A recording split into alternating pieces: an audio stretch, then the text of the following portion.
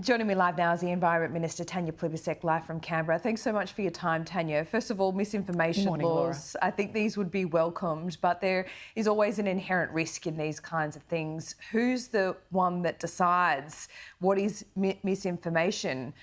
Satire, comedy might be exempt, but we all find different things funny, don't we?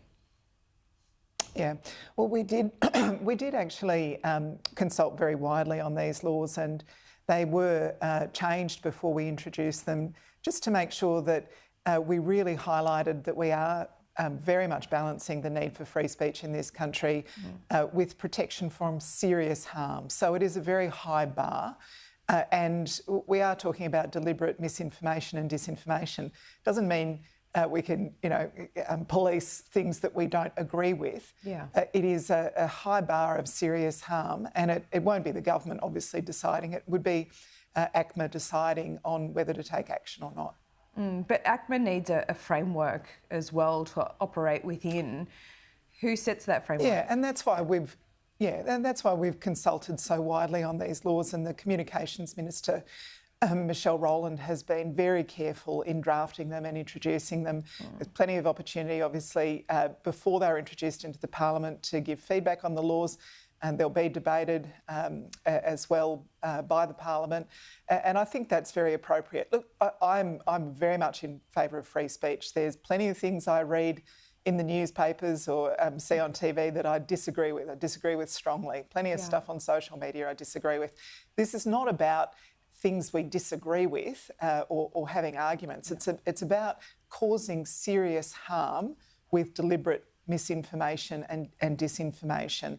So it's a very high bar. And I suppose one of the things we're trying to guard against is malevolent actors, including from outside Australia, trying to influence our democracy in a dishonest way.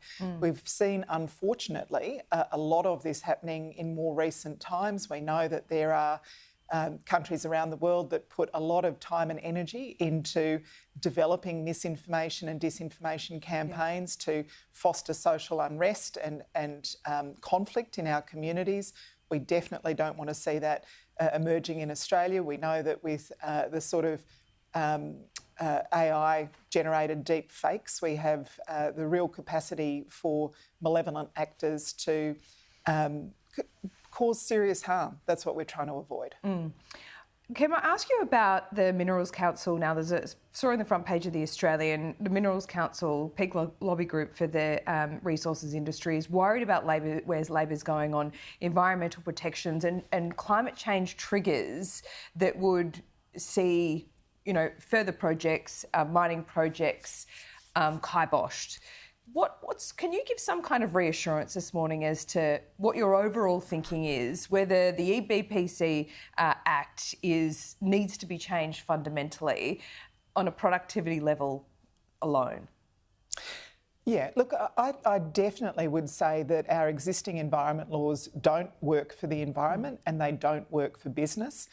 Professor Graham Samuel did a review of that Act a few years ago and made that very clear and made a number of suggestions of how the laws should be changed. We're following the suggestions made by Professor Samuel. We want to see these laws reformed so they work better for business, give faster, clearer decisions for business and better protect nature. We've got the second tranche of our environmental law reforms before the Senate now, so they've gone through the House of Representatives. And I think parties should vote for them in the Senate as the laws are now. They don't include a climate trigger now, but we work with the Senate that the Australian people elected. Trigger? So, well, I'm saying we work with the Senate that the Australian people elected. We are in talks with the Greens political party, with the crossbench, with the Liberals, with the Nationals. The very best way that, I'd like to see the laws as they are passed through the Senate, but I'm a realist. I've said all along it's likely that we'll need compromise and common sense. If there are sensible amendments that are proposed by the Liberals or Nationals or the Greens or the crossbench, we are prepared to look at those sensible amendments in order to get our laws passed. We want to set up Environment Protection Australia. Australia needs a national EPA. We want faster, clearer decisions for business. The laws before the Senate right now would speed up approval processes because of the extra investment we would put into environmental data, giving us the opportunity to do better regional planning, being able to make assessments on a regional scale rather than project by project. I mean, there's something in these laws for everyone. The Greens political party should support the laws as they are because they offer much stronger environmental protections. Australia's first EPA with stronger powers and higher penalties, the ability to do stop work orders if there's environmental destruction imminent. For business, what's in this? Faster, clearer decisions based on better data. But the Greens have proven themselves not to be reasonable in recent times. They're always pushing for more. Well, I think you can say that about both sides, Laura. Okay. But if you're forced to negotiate with the Greens in the Senate here, is that really going to be the best possible outcome when the resources sector is worried about a climate change trigger? Laura, this is democracy. The Australian people have elected a Senate where we have to have the agreement of either the coalition parties or the Greens and the crossbench. Would you rather be negotiating with the coalition all here? The time? Is that what you're saying? I'd rather my laws go through as they are. They're a good set of laws. They've gone through the House of Representatives. They should go through the Senate unamended. Sadly, I don't have the luxury of saying I'm not prepared to talk to other parties, so I'm in discussions with all of them. Speaking of democracy, democracy perhaps in action in Melbourne, but it looks like anarchy. It certainly did yesterday. I'm just watching these pictures out of the corner of my eye at the bottom of the screen. Yeah, it's disgraceful. People, of course, absolutely have the right to protest peacefully in our country, in our democracy. But you don't protest for police. You don't protest for peace by throwing missiles at police. I support the right of peaceful protest. I don't support violence directed at police who are only doing their job. And what you saw yesterday was pretty violent, wasn't it? Oh, it's disgraceful. I don't know how you call yourself a peace protester and turn up and start throwing missiles at people who are just out there doing their jobs. One of the things that was really puzzling yesterday that kind of debases all these other causes is that there was climate change protesters that added themselves to that yesterday. And there was some random Russian flags. What does this say about the level of kind of professional protesters in this country?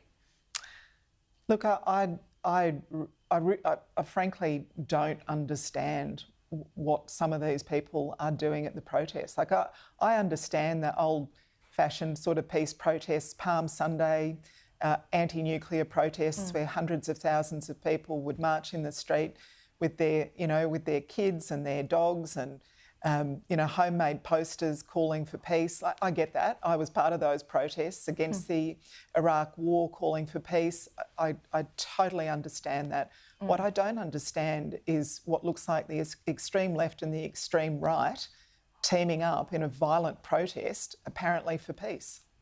I don't get it. Yep, neither do I. It's probably a good spot to leave it. We'll let you get back to work. Tanya Plibersek, thanks so much for your time, as always. Thanks, Laura.